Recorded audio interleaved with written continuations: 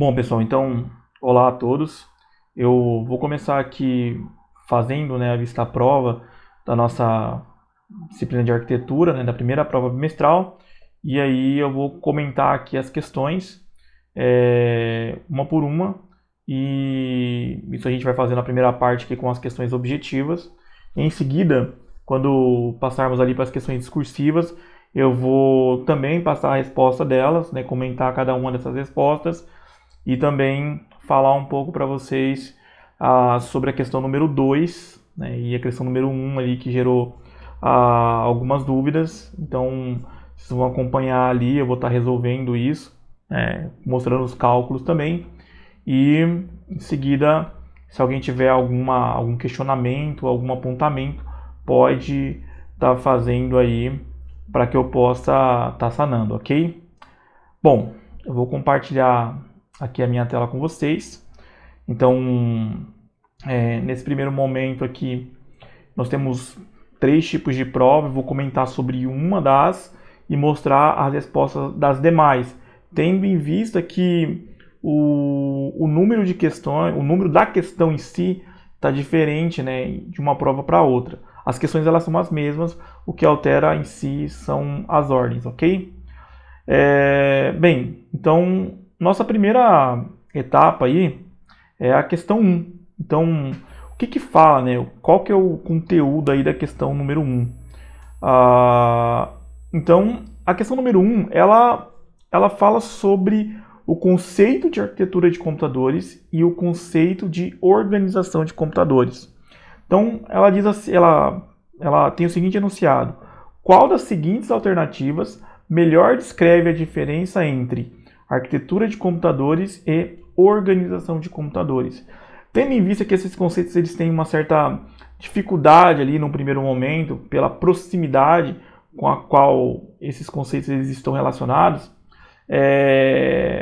eu de antemão passo aqui para vocês que a resposta da prova do tipo 1 seria a letra A, ou seja, a arquitetura de computadores refere-se à organização de componentes físicos, enquanto a organização de computadores refere-se ao design lógico de um sistema de computação.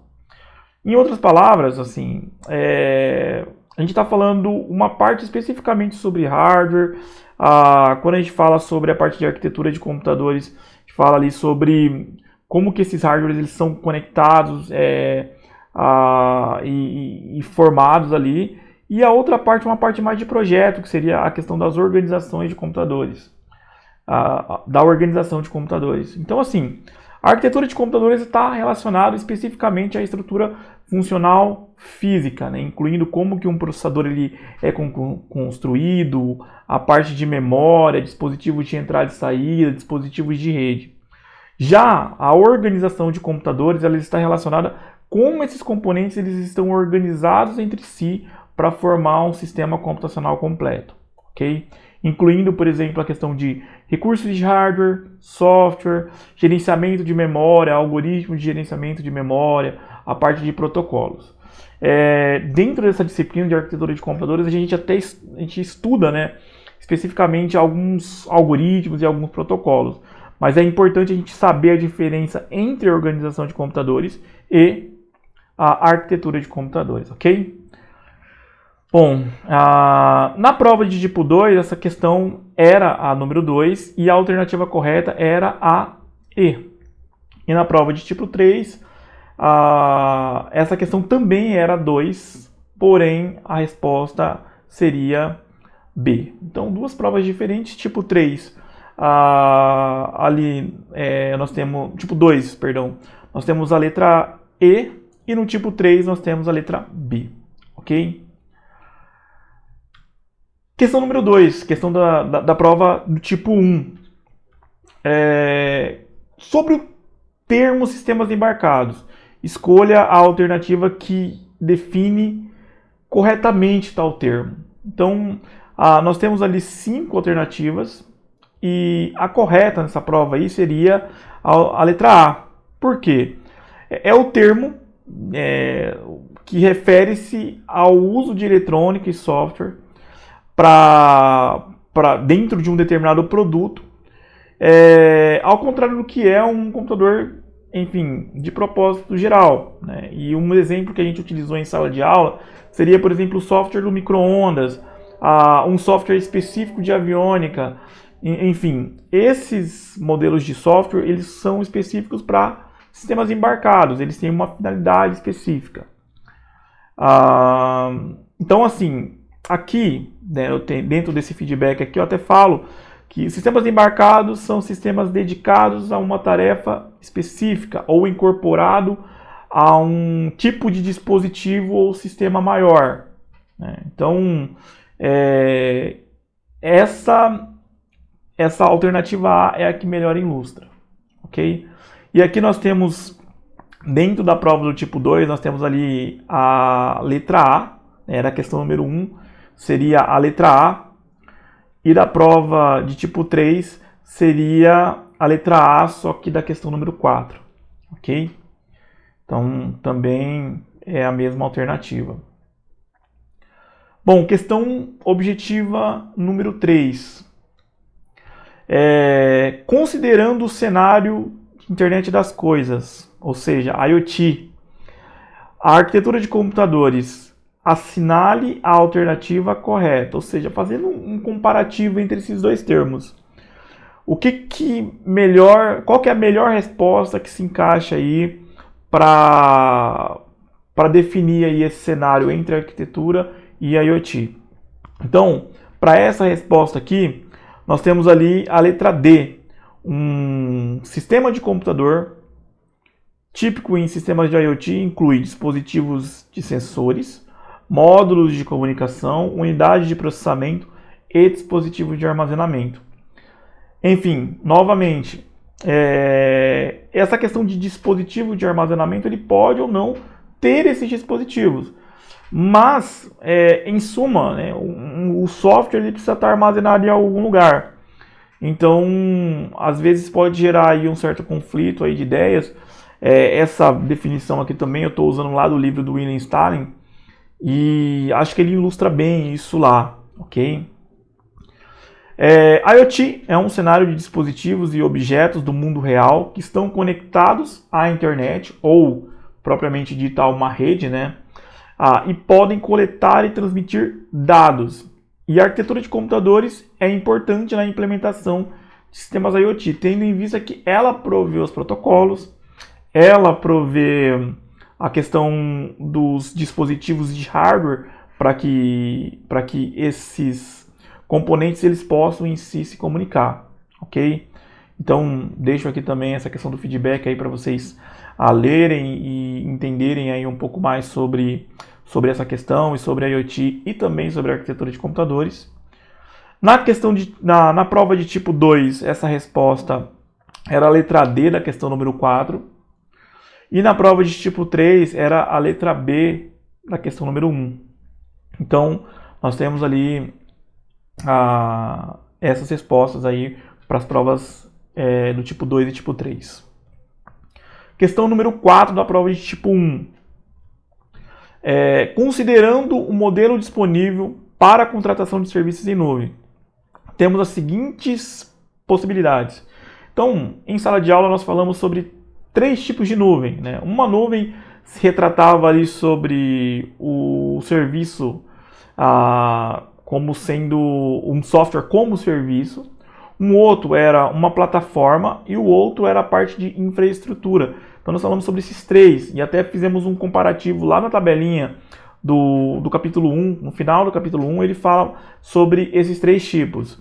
Então a primeira alternativa ali a primeira afirmativa, aliás, oferece serviços aos consumidores na forma de software, especificamente o software de aplicação sendo executado e acessível na nuvem. Nesse caso aqui a gente está falando de um software como um serviço. A afirmativa número 2 proporciona serviço aos consumidores de uma plataforma em que as aplicações do consumidor são executadas. Aqui, no caso, nós estamos falando sobre uma plataforma que oferece tanto alguns softwares que o cliente ele precisa utilizar, quanto a parte de hardware. Então, estamos falando aí de um PaaS, que era a plataforma ali como sendo o serviço, né, que você vai consumir para hospedar suas aplicações e executar suas aplicações, junto com alguns softwares de apoio. E a afirmativa número 3, o consumidor ele tem acesso à infraestrutura de nuvem subjacente. Aí a gente já está falando sobre uma infraestrutura como um serviço ali. Então, a alternativa correta aqui seria a letra C, ok? E aí eu deixei aqui um link para vocês acompanharem um pouco mais. Vai estar disponível aqui nessa apresentação aqui, que vai virar um PDF aí no Ava. E ele fala ali sobre os 3 tipos de nuvem. Se ficar alguma dúvida, também, novamente, eu solicito que vocês me procurem para sanar essas dúvidas, ok? Prova do tipo 2 era a questão número 5, né, a letra B. E prova do tipo 3 não mudava também do tipo 2, era a questão número 5, letra B, ok? Partimos então para a nossa última questão objetiva. E nessa última questão aqui, eu apresento um pouco sobre a lei de Amdahl, que era uma lei utilizada para definir se a execução paralela do meu software, do meu programa, enfim, ela compensa ou não.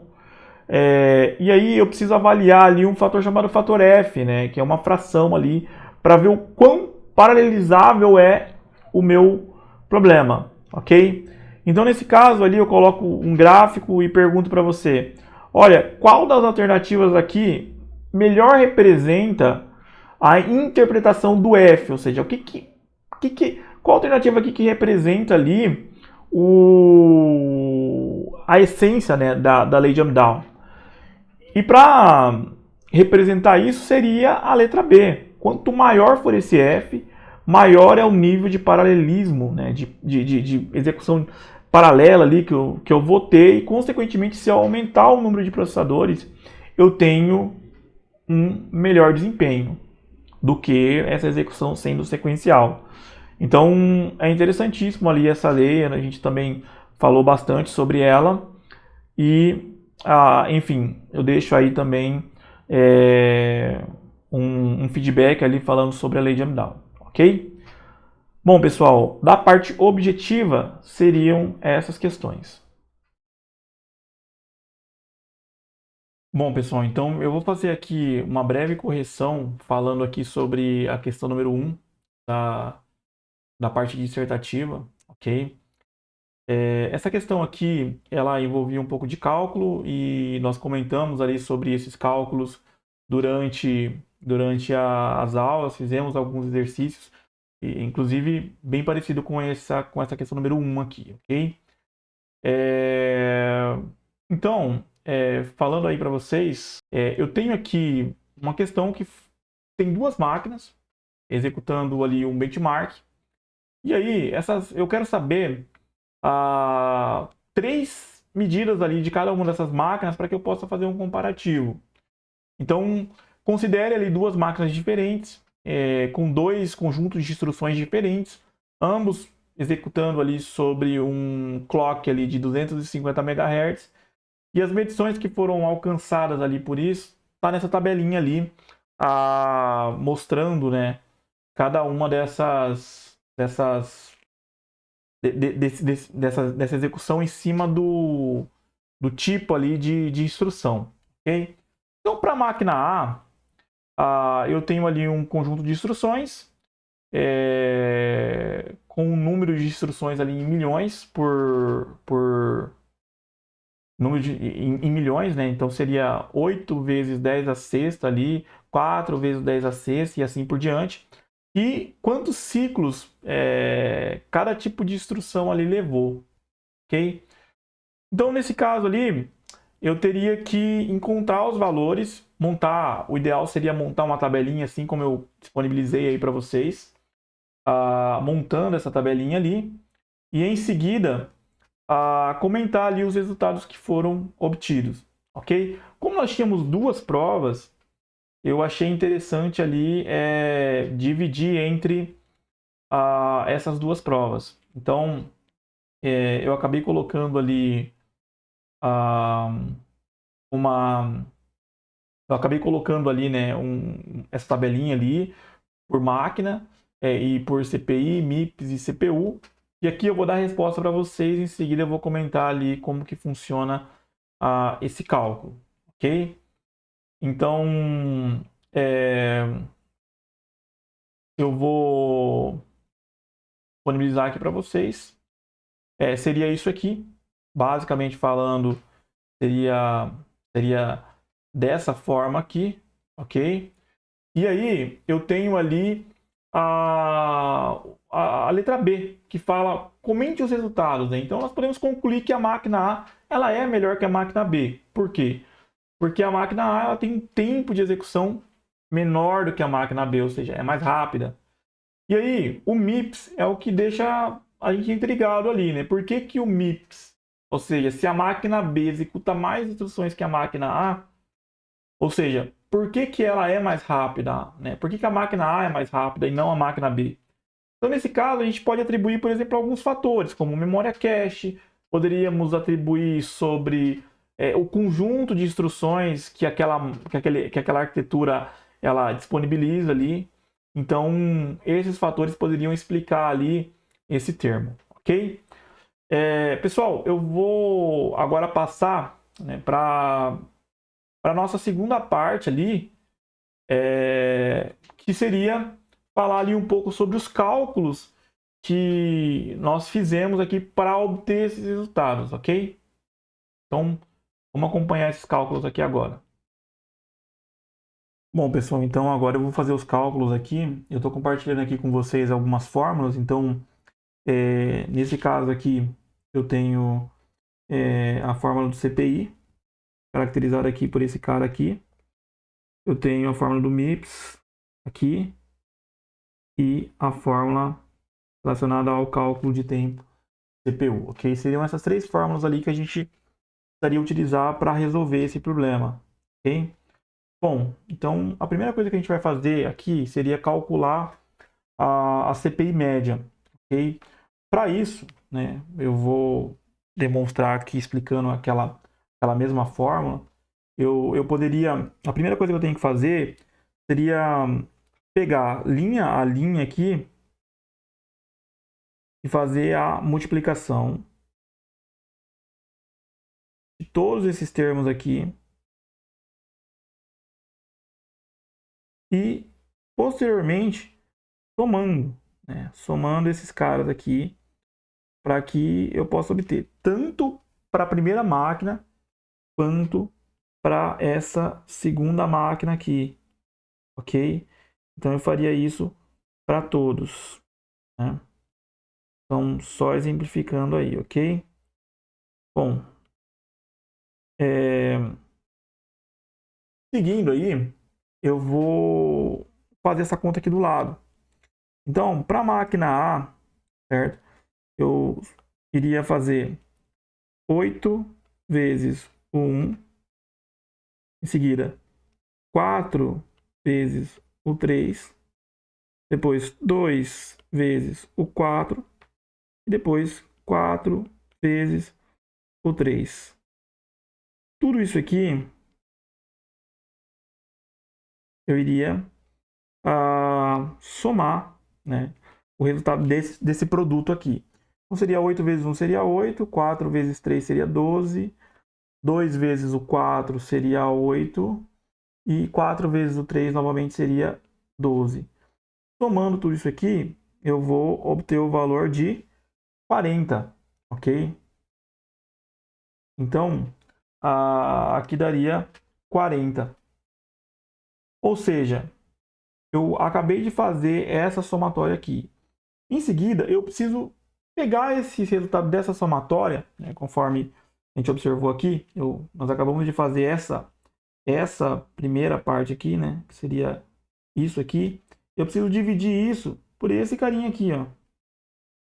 Então, consequentemente, eu tenho que fazer a somatória de quem? Eu tenho que fazer a somatória do número total de instruções.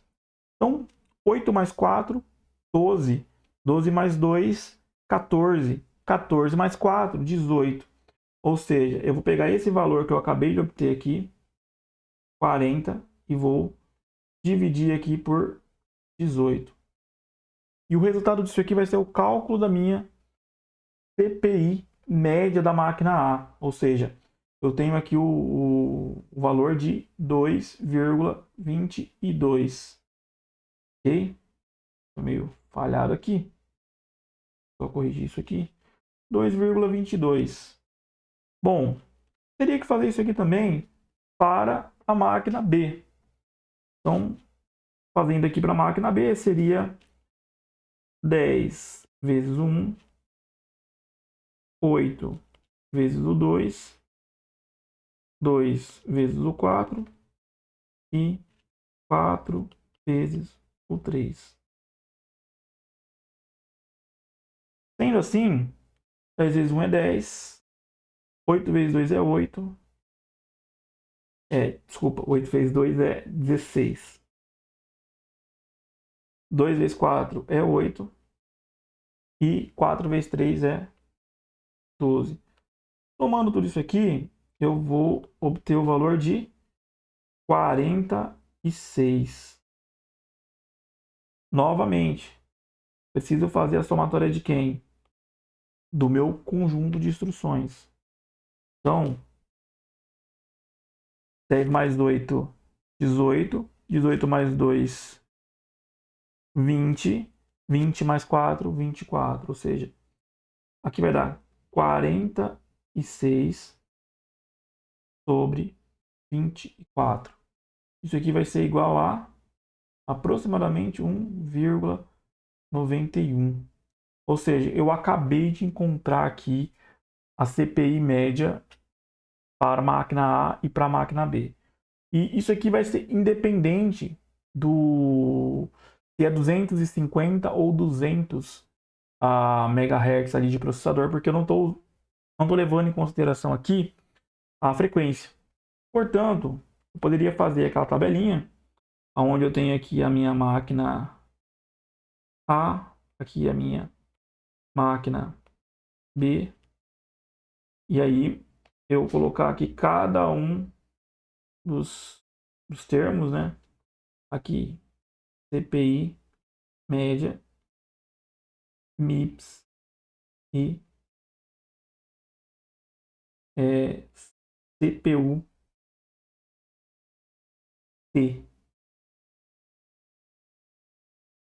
que seria a questão do tempo, ok? Então, só para organizar aqui, para não ficar tão bagunçado aqui, cálculos. Aqui eu tenho, então, os resultados da máquina A e aqui os resultados da máquina B.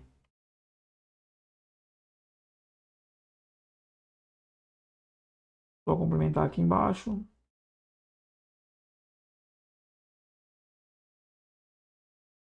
Ou seja, aqui eu alcancei o valor de CPI médio de 2,22 e aqui 1,91. Está faltando agora a gente calcular o MIPS. Para calcular o MIPS é simples, eu vou pegar a frequência e vou dividir pela CPI média. Ou seja, eu vou pegar aqui a frequência que está em... Vou fazer primeiro para a máquina A, que está em 200, perdão, que aqui eu estou trabalhando com 200, e vou dividir pela minha frequência, pela minha CPI, dá o valor de 2,22. Então, 200 dividido aí por 2,22, né, dá 90,02.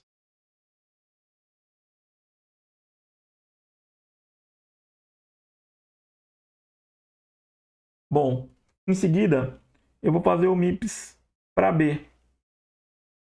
E o MIPS para B vai ser 200, só que agora dividido aqui por 1,91.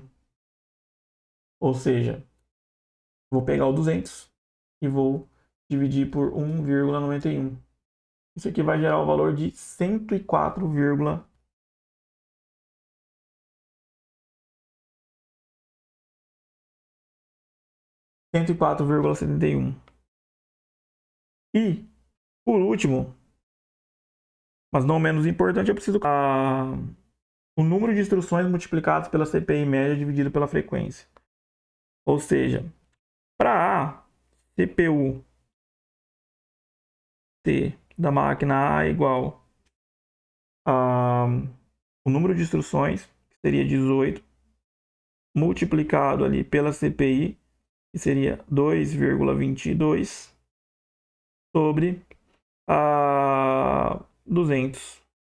Em seguida, vou também calcular aqui o T para a máquina B.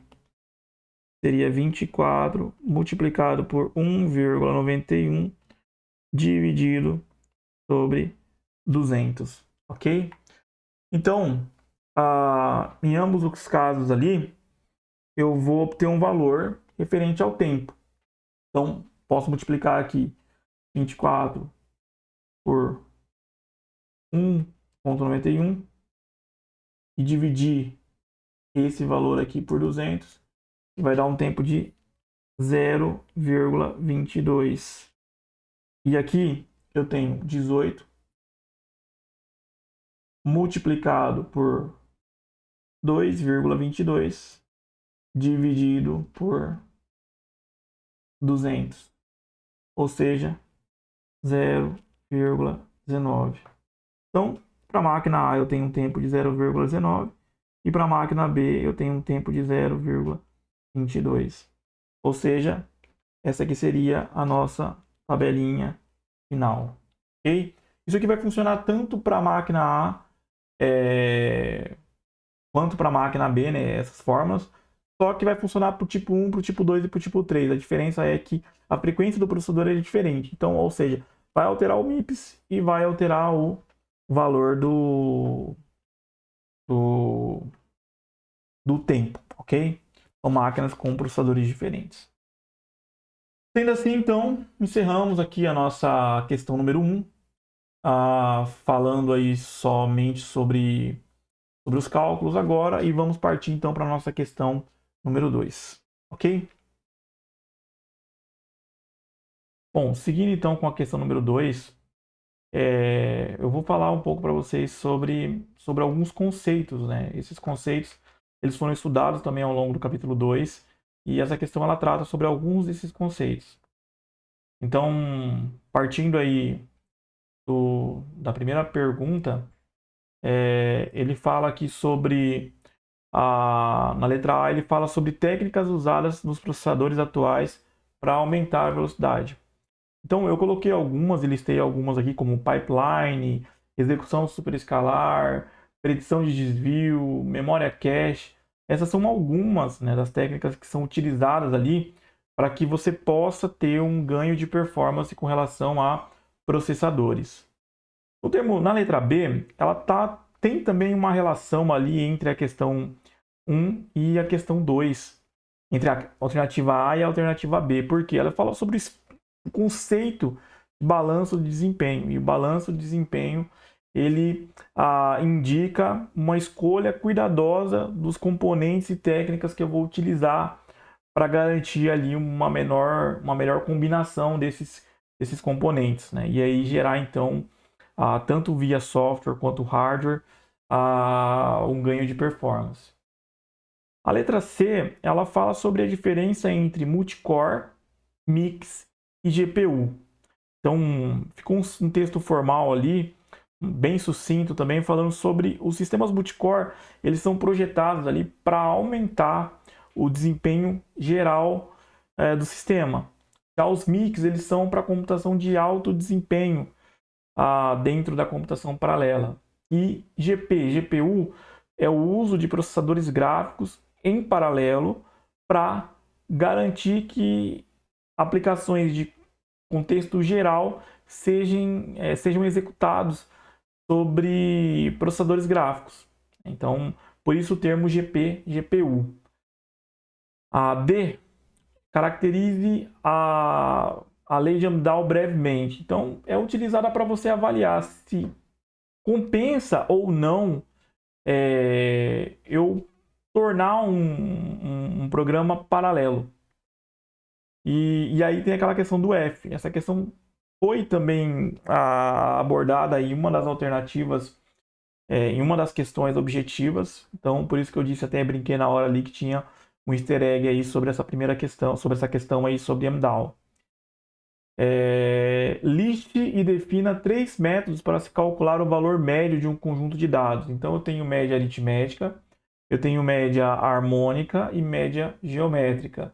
E isso é utilizado dentro de benchmarks, ou seja, testes para que possa ser medida a eficiência de um determinado processador.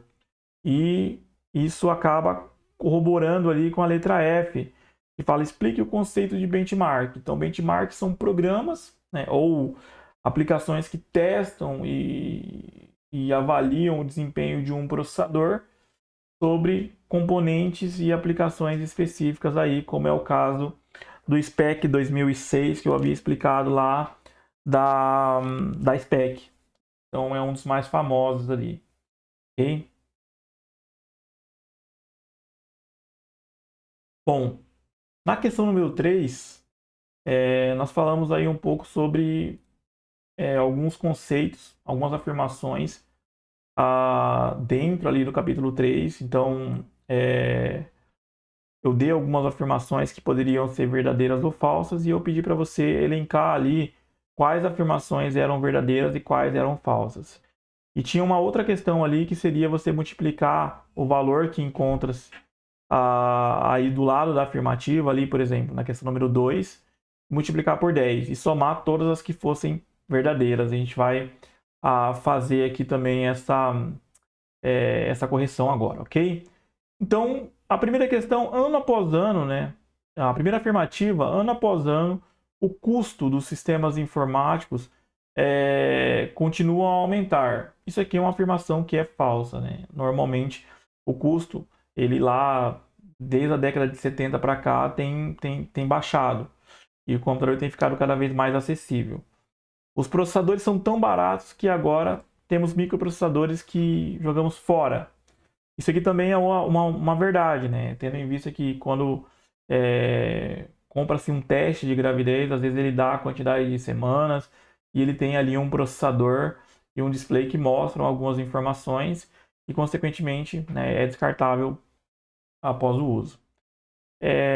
Afirmativa número 3. Os sistemas de estação de trabalho não podem suportar aplicações científicas e de engenharia altamente sofisticado.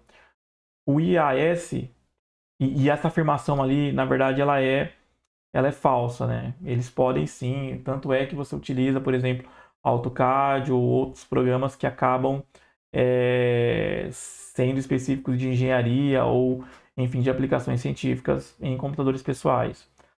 A número 4, ela fala sobre o IAS, é o protótipo de todos os computadores de uso geral subsequente. Então, de fato é verdade, porque a partir dele a arquitetura praticamente permanece a mesma, né? Muda ali a questão da capacidade, mas a forma como são construídos continuam basicamente da mesma maneira. Questão número 5. Os provedores de serviço, em geral, usam enormes bancos de servidores de alto desempenho para satisfazer aplicativos de alto volume e taxas de transação para um amplo aspecto de clientes. Com certeza, também é uma afirmação verdadeira. 6. A velocidade bruta do processador não atingirá o seu potencial a menos que seja alimentado com um fluxo constante a ser feito na forma de instruções de computadores. Também uma outra verdade. Nós comentamos também sobre isso em sala de aula, falando que a velocidade bruta do processador ela pode aumentar, mas se eu não tiver uma forma ali de contornar outros periféricos que acabam limitando o nível de processamento, não adianta eu ter esse processador tão grande assim. A execução superescalar é o princípio visto em uma linha de montagem? Sim. Nós fizemos até um exemplo em sala, demos alguma analogia sobre a questão do McDonald's em uma linha de produção. 8. A previsão de ramificação, ou seja, de desvio de fluxo ali, aumenta potencialmente a quantidade de trabalho disponível para o processador executar. Sim, porque enquanto um programa pode estar fazendo entrada e saída, uma outra instrução pode estar usando o processador. 9. A velocidade bruta é mais importante do que o desempenho de um processador ao executar um determinado aplicativo? Falso, né? Não, realmente a velocidade bruta não indica muita coisa aí. O cache contém dados acessados recentemente? Verdadeiro. Os dados que são frequentemente utilizados são colocados em cache para que você não precise buscar isso da memória principal e, consequentemente, aumentar ali o tempo de comunicação entre um e o outro, entre processador e memória. A 11 ela foi desconsiderada, né, por uma questão de tradução ali. A 12, uma medida de desempenho para um processador é a taxa na qual as instruções são executadas e expressas como milhões de instruções por segundo. MIPS, com certeza, é verdadeira. Os designers, eles lutam, os projetistas, eles lutam com o desafio de equilibrar o desempenho do processador com a memória principal e outros componentes? Sim. Essas pesquisas elas andam ali meio que em conjunto, apesar do processador ser muito mais rápido e se comunicar de forma muito mais eficiente do que a memória. Mas, enfim, existem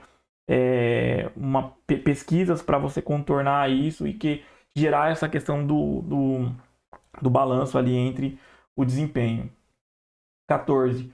Uma comparação direta da velocidade de processadores em diferentes. Uma comparação direta da velocidade de clock em diferentes processadores conta toda a história sobre o desempenho? Não. Essa questão de clock não influencia totalmente, apesar de ser um fator relevante. 15. A medida como MIPS e MFLOPS tem se tornado adequada para avaliar o desempenho dos processadores? Verdade. Então, nós olhamos, né, estudamos essas medidas e então o valor obtido pela soma aqui seria um total de 930, porém teríamos que desconsiderar a 11, daria o total de 820, então desconsiderando a 11, ok? Bom, se você fez ambos, se você considerou essa alternativa e fez e deu 930, eu considerei. Caso contrário, eu também considerei ali 820, ok? Enfim, essa unidade de medida era mais para fazer uma avaliação mais precisa ali da questão, essa soma, e obviamente eu considerei e pontuei ali a sua tentativa ali com relação à questão número 3. Ok? Bom, pessoal, essa seria então a nossa vista-prova, falando aí sobre cada uma dessas questões e mostrando aí esses conceitos. E é isso. Eu agradeço aí por vocês terem assistido e até a próxima.